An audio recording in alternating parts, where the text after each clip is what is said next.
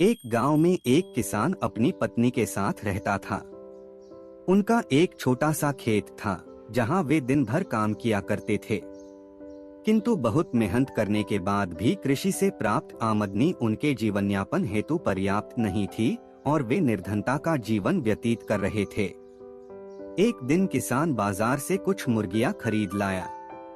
उसकी योजना मुर्गियों के अंडे विक्रय कर अतिरिक्त धन उपार्जन था। अपनी पत्नी के साथ मिलकर उसने घर के आंगन में एक छोटा सा दड़बा निर्मित किया और मुर्गियों को उसमें रख दिया। भोर होने पर जब उन्होंने दड़बे में झांक कर देखा तो आश्चर्यचकित रह गए। वहां अन्य अंडों के साथ एक सोने का अंडा भी पड़ा हुआ था। किसान उस सोने के अंडे को अच्छी कीमत पर जौहरी के पास बेच आया। अगले दिन फिर उन्होंने दड़बे में सोने का अंडा पाया।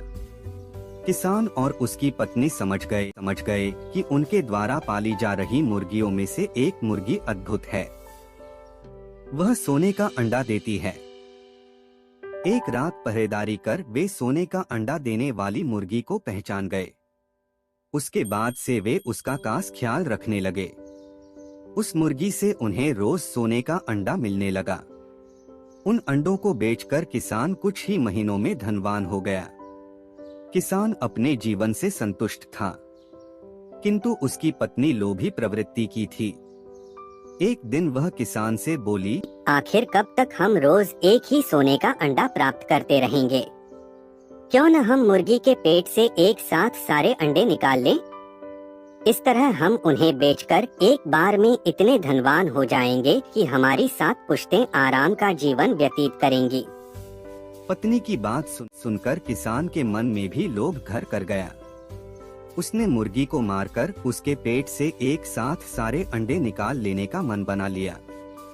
वह बाजार गया और वहां से एक बड़ा चाकू खरीद लाया। फिर रात में अपनी पत्नी के साथ वह मुर्गियों के दड़बे में गया और सोने का अंडा देने वाली मुर्गी को पकड़कर उसका पेट चीर दिया।